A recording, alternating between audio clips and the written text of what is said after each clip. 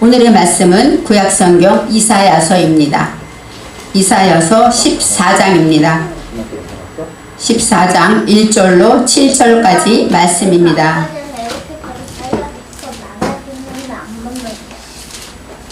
구약성경 984쪽쯤에 있습니다. 여호와께서 야곱을 긍휼히 여기시며 이스라엘을 다시 택하여 자기 고토에 두시리니 나그네 된 자가 야곱 족속에게 가입되어 그들과 연합할 것이며 민족들이 그들을 데리고 그들의 본토에 돌아오리니 이스라엘 족속이 여호와의 땅에서 그들을 얻어 노비를 삼겠고 전에 자기를 사로잡던 자를 사로잡고 자기를 압제하던 자를 주관하리라.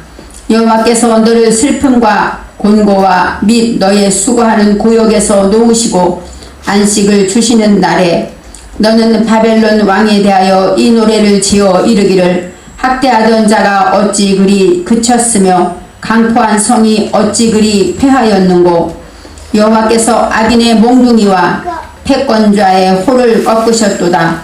그들이 분내어 여러 민족을 치되 치기를 맞이 아니하였고 노하여 열방을 억압하여도 그 억압을 막을 자 없었더니 이제는 온 땅이 평온하고 정온하니 무리가 소리질러 노래하는도다. 아멘. 오늘 말씀은 온 땅이 평안하고입니다.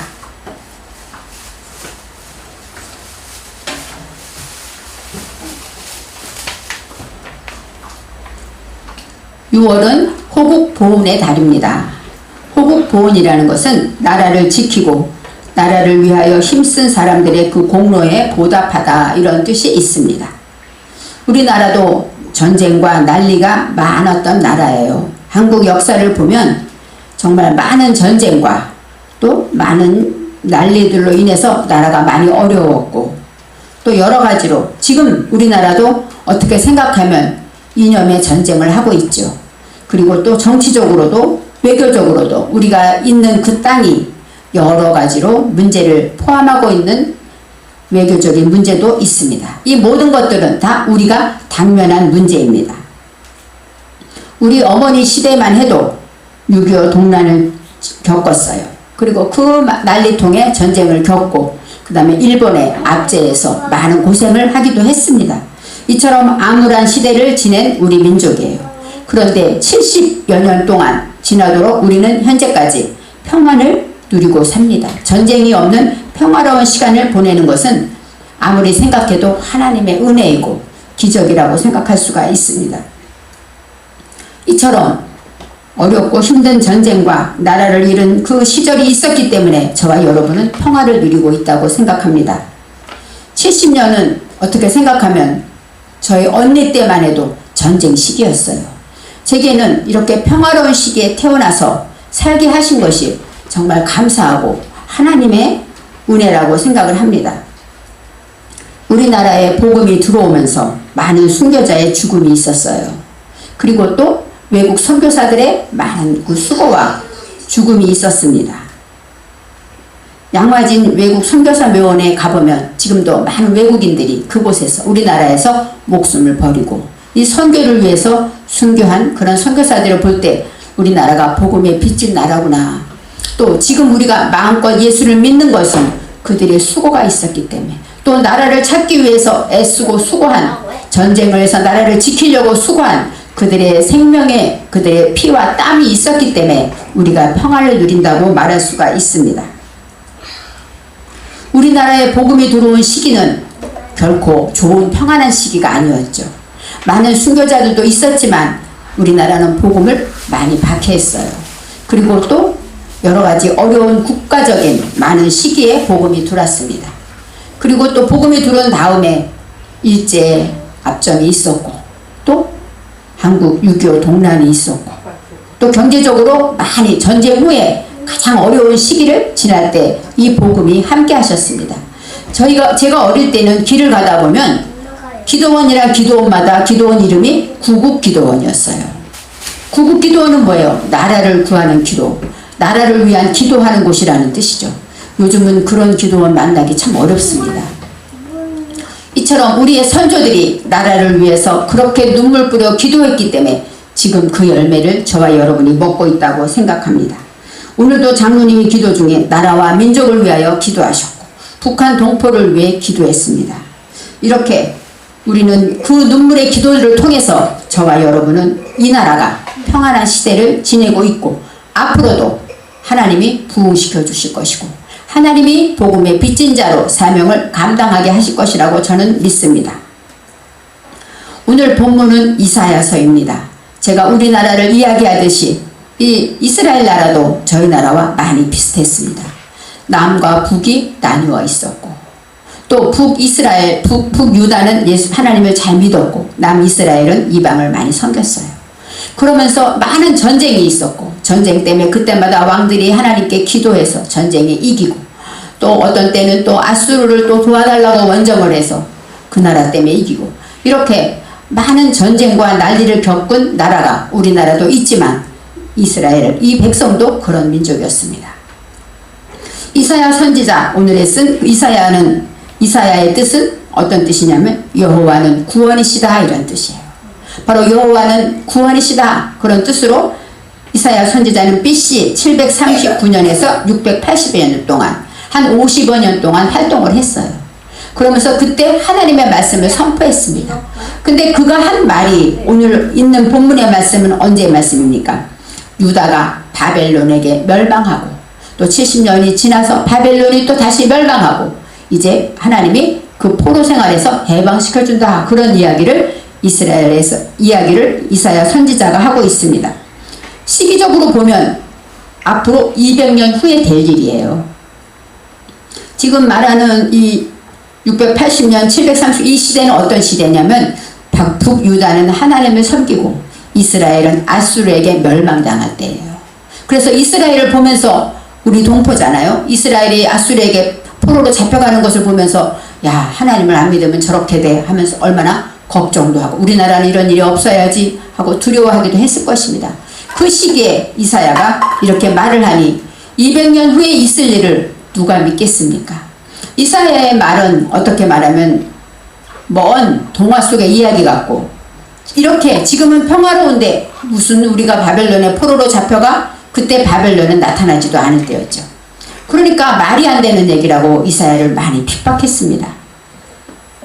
722년에 아수르에게 멸망됐고 587년에 유다가 바벨론에게 멸망되잖아요. 이사야가 그것을 보고 예언하고 선포했지만 이스라엘 백성들에게 하는 말은 뭐예요? 너희는 바벨론에게 멸망당할 것이다. 그러니까 하나님께 돌아와서 하나님을 잘 믿어라. 그리고 복음을 선포했는데 그들은 믿지 않았고 그 역사는 그대로 이스라엘의 예언대로 이루어졌습니다. 오늘 1절에 여호와께서 야곱을 긍휼히 여기시며 하면서 1절에 있는 이 말씀은 뭐예요? 바벨론의 포로로 갔다가 이제 해방되는 그날의 이야기를 하고 있습니다. 여호와께서 야곱을 긍휼히 여기시며 이 야곱은 이스라엘의 먼저 이름이죠. 야곱과 에서가 있을 때 이 야곱이 어느 날 하나님 앞에 야복강에서 목숨을 걸고 기도할 때 하나님께서 그 이름을 이스라엘이라 바꿔주셨잖아요. 근데 여호와께서 이스라엘이라고 말하지 않고 야곱이라고 말합니다. 그 얘기는 뭘까요? 지렁이 같은 너 야곱아 하고 성경에 나와 있어요. 이사야 41장 14절에 지렁이 같은 너 야곱아. 지렁이는 어때요? 항상 불안하고 두렵죠. 또 아무 능력이 없어요. 꿈틀꿈틀 기어다니면 어린아이가 밟아도 죽을 수밖에 없고 지렁이가 꿈틀댄다는 이게 뭐예요? 자기는 최선을 다해서 하지만 사람이 볼 때는 꿈틀대는 것밖에 안 돼요.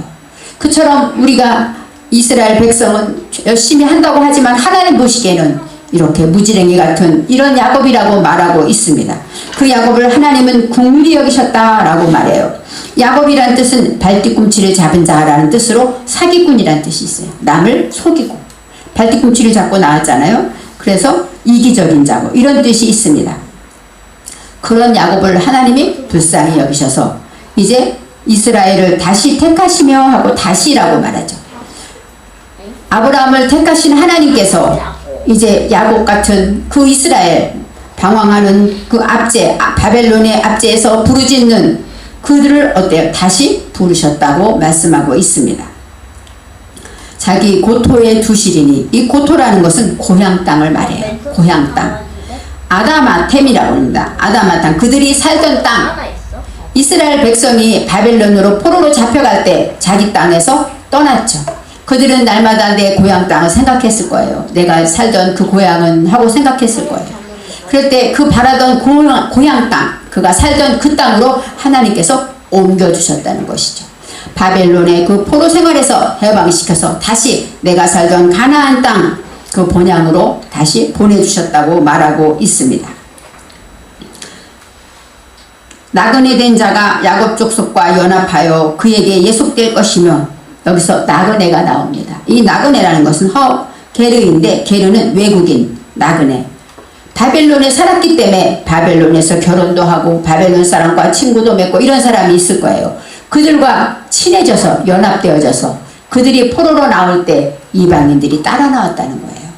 저는 가끔 그 장막에 대해서, 성막에 대해서 얘기할 때 이방인의 뜰이 있다 그렇게 말할 때마다 이방인이 왜 이렇게 많았을까 했지만, 생각해 보니까 그들이 포로로 잡혀갔을 때 따라온 사람들, 그들은 그들의 종이 되었어요.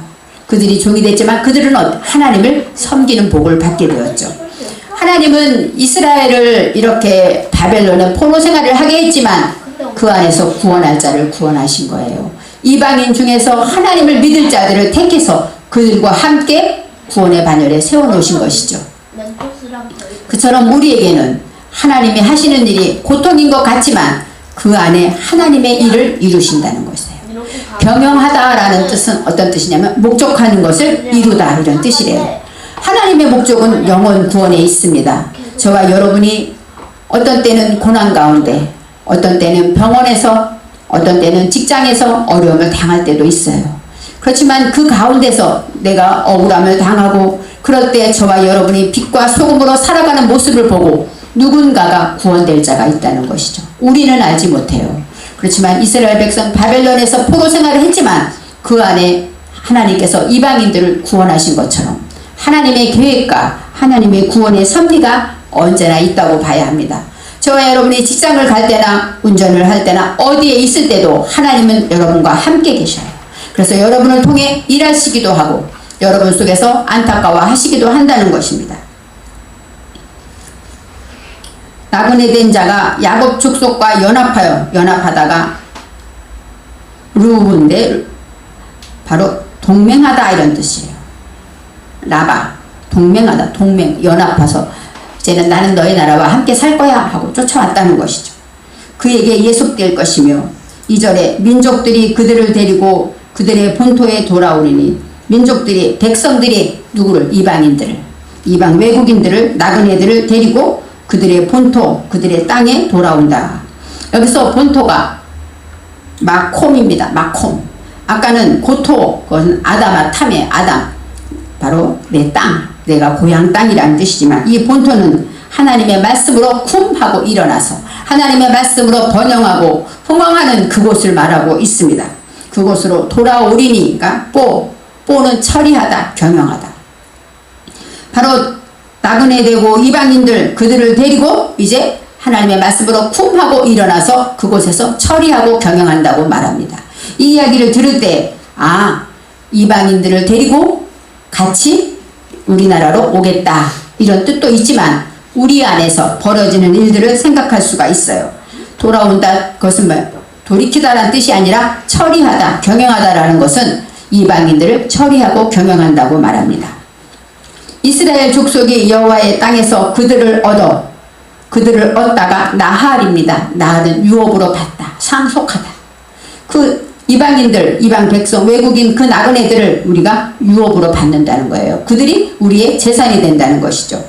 그들을 무엇으로 삼습니까? 노비로 삼겠고, 그들을 예전에는 그들의 노예로 살았는데 이제 이스라엘 내 땅으로 돌아오고 나니까 그들이 우리의 노비가 된다는 거예요. 노비로 삼겠고, 전에 자기를 사로잡던 자들을 사로잡고 자기를 압제하던 자들을 주관하리라. 주객이 전도된 상황을 말해요. 바벨론에서는 우리를 사로잡고 우리를 괴롭히던 그들을 이제는 우리가 사로잡고, 또 우리를 압제하다, 사로잡다라는 것은샤바입니다. 샤바는 포로 삼고 포로로 끌고 가다 이런 뜻이 있어요. 그 다음에 또 압제하다는 것은 나가슈는 재촉하다, 압박하다, 괴롭게 하다. 우리를 괴롭게 하던 것들을 말하고 있습니다. 여호와께서 이스라엘 백성 야곱 족속을 긍휼히 여기셔서 고향으로 돌아가서 살게 하시면서 그것은 역사적인 해방이고 우리가 잘 아는 역사적인 이야기입니다. 그때 따라간 외국인들과 이방인 그 백성들을 우리가 노예로 삼게 되었다. 그 얘기는 바로 영적인 이야기가 있습니다. 이방인과 나그네 외국인이라는 것은 낯선 거예요. 우리 안에 낯설고 뿔뚝 튀어나온 올라온 것은 우리 속에 있는 교만, 자존심 이런 것들, 또 우리가 낯선 거, 하나님이 기뻐하지 않는 것들, 그런 것들이 이제 하나님께서 다시 우리를 유업으로 주신 거예요. 그것을 우리가 처리하라고 주셨다는 것입니다. 그래서 하나님이 기뻐하지 않은 어둠 속에 있는 모든 것들을 다 우리가 하나님의 말씀 안에서 쿰 하고 일어나서 부활해서 거듭나서 새롭게 그것을 말씀으로 사로잡아 처리하게 될 때, 예전에는 자존심 때문에 내가 항상 괴롭고 힘들었지만 하나님의 말씀으로 쿰 하고 일어나게 되면 자존심이 내 밑에서 종이 되는 것이죠. 예전에는 죄의 종이었습니다. 저와 여러분은 죄 때문에 날마다 괴로워하고 또 죄를 지었네, 아유 또 나는 죄인이야, 난 죽을 수밖에 없어 했던 죄의 종이었는데, 예수님께서 우리를 위해 십자가에 지시고 우리를 구원하신 그 사랑 안에서 저와 여러분은 죄의 종이 아니라 의의 종이 되었죠. 예전에는 죄 때문에 고민했지만 이제는 믿음으로 죄를 우리가 마음대로 부릴 수가 있다는 것이죠. 그래서 하나님께서 그들을 노비로 삼았다. 그 얘기는 우리 영혼의 모든 문제, 내 속에 경영하고 처리할 것들을 하나님께서 예수 그리스도의 십자가로 해방시키는 그날, 그 모든 것을 이길 수 있고 승리할 수 있다고 말하고 있습니다. 저와 여러분은 죄의 종이 아니죠.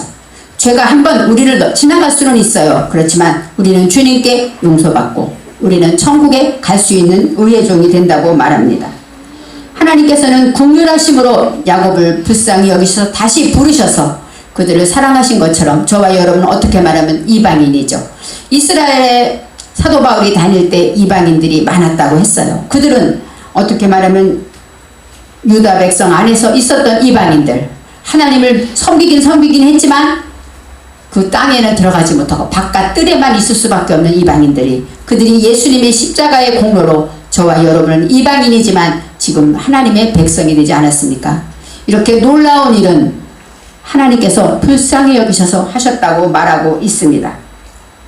믿음으로 성령의 능력으로 세임을 얻게 되면 저와 여러분 이렇게 새롭게 내 속에 모든 이제까지 나를 괴롭혔던 것들에서 당당히 승리하고 그것을 이제는 지배하고 주관할 수 있는 그런 능력을 소유하게 된다는 것이에요. 예전에는 10 중에 한 가지만 해도 화를 냈다면 이제는 한 가지쯤은 화내지 않고 견딜 수가 있어요. 이렇게 하나님의 말씀으로 익히고 훈련되면 이길 수가 있어요. 처음에는 어린아이들이 5분만 해도 가만히 못 있고 발을 흔들고 그렇습니다. 하지만 조금씩 훈련하고 학교에 들어가면 아이들이 못해요. 20분 이상 앉아있지 않습니까? 그것은 훈련이에요. 하나님의 말씀으로 저와 여러분이 훈련되게 되면 어떻게 됩니까? 내 속에 괴롭혔던 죄의 모든 문제들을 하나님의 말씀으로 승리해서 그들을 마음대로 내가 주관할 수 있는 내 재산이 되고 내 상속이 된다고 말하고 있는 것입니다.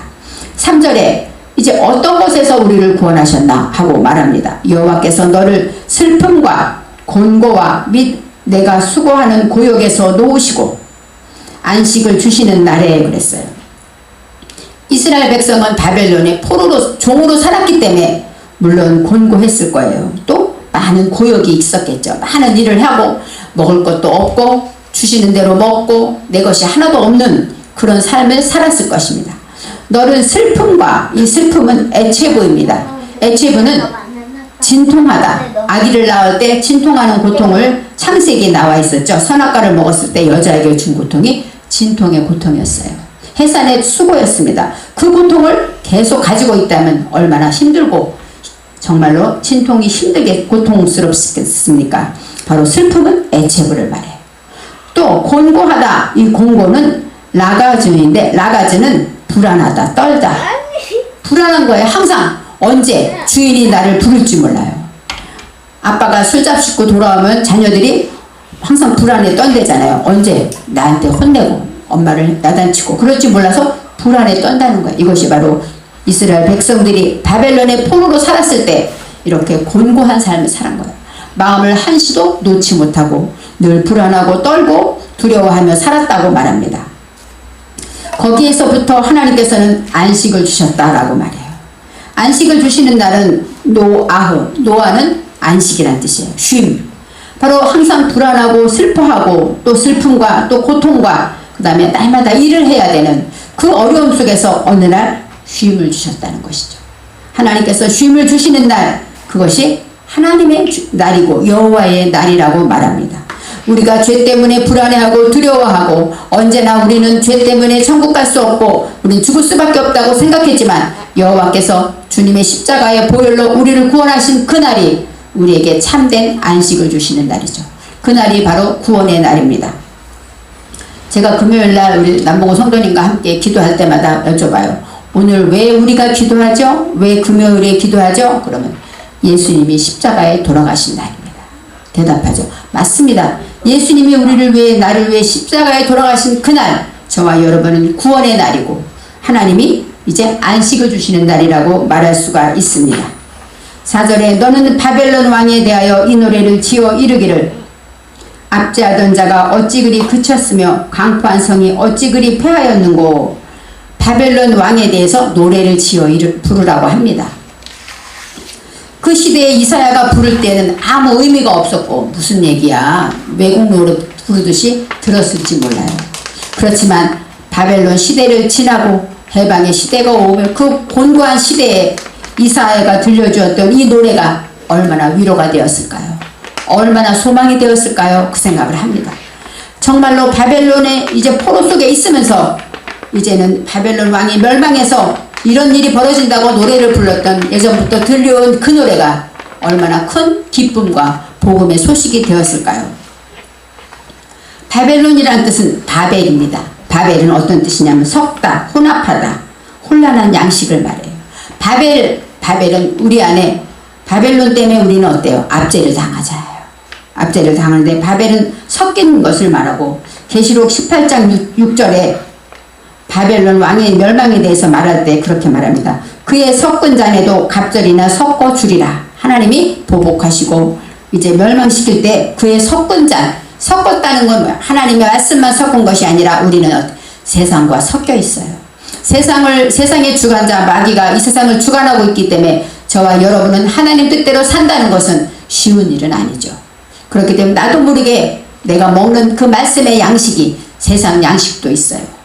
우리가 하나님이 함께 하시면 건강할 거야 했다가 아니야 그래도 내가 할 일은 해야 돼. 어떤 세상 양식이 함께 있어서 우리는 믿음이 있노라 하지만 결코 우리의 삶에서 돌아볼 때 우리는 섞인 잔과 같은 그런 것에서 우리는 헤어나오지를 못합니다. 바벨론 왕 이런 데 속에 섞여진 모든 것들을 통치하는 것들에 대해서 이제 해방의 날에 그것이 멸망당한다고 말하고 있어요. 바벨론 왕은 이사야가 이렇게 환상을 보고 기록한 것을 요한 사도가 보았습니다. 그래서 요한 사도는 요한계시록에 바벨론의 멸망에 대해서 자세히 기록하고 있는데 이사야가 본 그 이야기를 기록하고 있습니다. 압제하던 자가 어찌 그리 그쳤으며 강포한 성이 어찌 그리 우리를 압제하고 우리를 강포하고 그렇게 괴롭게 했는데 무자비하게 했는데 어느 날 다 그쳤다. 이게 샤바트입니다. 샤바트는 안식하다잖아요. 안식일 샤바트. 쉬다 끝내다 안식일을 지키다 이런 뜻이 있어요. 그 강포와 그 모든 압제가 어느 날 끝났다는 거예요. 어느 순간 끝냈다고 얘기를 합니다. 여호와께서 5절에 악인의 몽둥이와 통치자의 귀를 꺾으셨도다. 바벨론 왕이 가지고 있던 악인의 몽둥이 또 통치자의 귀, 이 몽둥이라는 것은 마태입니다. 마태는 나타인데 막대기, 왕권을 말하고 호를 가리켜요. 악한 사람이 이제는 왕 권위를 가지고 막 휘두를 때 우리는 꼼짝 못하죠. 그리고 또 통치자, 나를 주관하고 다스리는 자가 주라는 것은 샤바트, 샤바트는 지팡이, 작살 이런 뜻이 있어요. 안식일의 샤바트는 타보이고 이 여기서 샤바트는 택트입니다. 그래서 이 똑같은 단어지만 뜻이 달라요. 지팡이, 작살, 홀 이런 것이 있어요. 통치자가 가지고 지팡이를 가지고 쾅 치면 꼼짝 못하잖아요. 그런 귀를 누가 하나님이 꺾으셨다고 말합니까? 여호와께서 다 꺾어. 바벨론 왕이 가지고 있던 모든 몽둥이와 그 지팡이를 다 하나님께서 꺾어버렸다. 다 박살내고 부셨다라고 말합니다. 그들이 분내어 여러 민족을 치되, 그들은 바벨론 왕을 말하죠. 분내어 여러 민족을 치되 치기를 맞이하냐였고 노하여 열방을 억압하여. 보세요. 여러 민족을 치는데 어떻게 쳐? 분을 내면서 쳤어요. 그리고 화가 나서 쳤어요. 생각해 보세요. 화내고 그러면 우리는 무섭잖아요. 매를 맞는 것도 억울한데 화를 내면서 때리고 화를 내면서 잘못한 것도 없는데 분을 내고 하면 얼마나 무섭겠습니까? 그렇게 할 때는 아무도 막을 자가 없었어요. 바벨론 왕이 이스라엘 백성을 포로로 잡아가서 이렇게 많이 힘들게 할 때는 아무도 막지를 안 했는데 어느 순간 하나님께서 그것을 다 꺾어버리고 하나님께서 그들을 처리하셨을 때 여호와의 날이 왔다고 말하고 있습니다. 7절에 이제는 온 땅이 조용하고 평온하니 라고 나와요. 온 땅이 이스라엘 이제 포로로 잡혀갔던 그 땅에서 이제 내 땅으로 오고 나니까 여기는 얼마나 평안한지, 얼마나 조용한지. 여기서 조용하다가 샤카트입니다. 샤카트는 쉬다, 또 조용하다, 자유롭게 되다. 포로 생활에서 이제 마음껏 자유를 누리게 되었다. 이것이 조용하다는 뜻이 있고, 평온하니는 노아흐, 아까 말한 안식을 말하고 있습니다. 정착해서 이제 내 집에서 내가 쉴 수 있고 하고 싶으면 하고 안 하면 안 할 수 있는 마음껏 쉼을 누리게 되었다라고 말합니다. 온 땅이 조용하고 평안하다. 이 얘기는 하나님께서 여호와의 날에 우리를 구원하시고 우리에게 해방하시고 우리에게 안식을 주셨다라고 말합니다. 분내고 억압하고 압제하던 바벨론 왕이 멸망하는 날은 바로 바벨론을 심판하는 여호와의 날입니다. 바벨론을 심판하는 그날은 우리에게는 구원의 날이죠. 예수님이 십자가에 죽으시며 마귀의 권세가 멸하는 심판되는 그날은 우리에게 해방의 날이고 죄에서 해방되고 구원의 날이라고 말할 수가 있는 것입니다. 이스라엘 야곱에게는 구원의 날이고 참된 안식의 날입니다. 또 승리의 날입니다. 그건 누가 주셨습니까? 여호와께서 주셨다고 말합니다. 그리고 온 땅이 조용하고 평온해지는 그런 날이 온다고 그들은 노래를 부르고 찬송을 했습니다. 이러한 노래가 200년 후에 있을 그 노래가 그들이 바벨론 포로 생활을 하면서 그 노래를 이사야 선지자가 했던 그 노래를 구전으로 들어가면서 그 노래를 부르면서 얼마나 하나님을 사모하고 얼마나 기도하면서 평안이 오기를 기도했을까요? 바로 그의 구원의 날에 하나님께서 심판하시는 날은 하나님이 우리를 위해 이 땅에 예수를 보내신 날입니다. 이스라엘 백성에게는 바로 바벨론의 멸망이 하나님이 하신 일이지만 저와 여러분에게는 예수님이 이 땅에 오신 것이 바로 구원의 소식이고 죄의 종이었던 우리를 이제는 죄를 마음껏 다스릴 수 있는 권세를 우리에게 주셨다고 말하고 있습니다. 저와 여러분은 의의 종이요 하나님의 자녀이며 구원받은 천국 백성입니다. 내 속에 혼란하던 섞인 양식, 내 속에 하나님을 믿노라 하지만 내 생각과 세상에 그렇다더라 하는 모든 가설들과 이런 것들이 내 속에 섞여 있을 때 우리는 흔들리고 우리는 불안하고 두렵고 압제당할 수밖에 없습니다. 그렇지만 오직 하나님의 말씀으로 우리가 온전한 평화와 안식을 누리는 길은 하나님께 돌아와서 하나님 앞에 무릎 꿇고 주님이 나의 구원자이심을 고백할 때 저와 여러분은 이스라엘을 다시 택하신 하나님의 은혜가 우리에게도 있고 야곱 같은 우리에게 저와 모습은 어떻습니까? 야곱과 다를 바가 없어요. 우리는 하나님의 피조물이고 우리의 모습은 하나님은 항상 들려주고 똑바로 살아라 알려주는데 우리는 귓등에 들은 것처럼 알았어요 하나님 하고 돌이키는 둘째 아들처럼 알았어요 하나님 말은 하고 돌아가는 우리의 모습이 바로 고통과 환난 가운데 우리를 찾아오고 있다는 것입니다. 저와 여러분이 평안할 수도 있습니다. 아니면 문제가 있어요. 고통이 있어요. 그것은 뭐예요? 그 안에서 하나님을 부르라. 하나님을 찾으라고 궁일에 하나님이 우리를 사랑하신다고 말씀하고 있습니다. 이 시간 내 속의 모든 죄를 사하시고 참된 안식을 주신다고 약속하고 있습니다. 온 땅이 평안하게 하신다라는 구원의 기쁜 소식을 저와 여러분 속에 묶인 것이 있습니까? 그것을 풀어주는 것이 구원입니다. 부족한 것이 있습니까? 채워지는 것이 구원입니다. 염려와 두려움이 사라지고 감사와 찬양이 넘치는 것이 진정한 평안을 주시는 저와 여러분을 평안하게 하실 것입니다. 기도하겠습니다. 사랑의 하나님,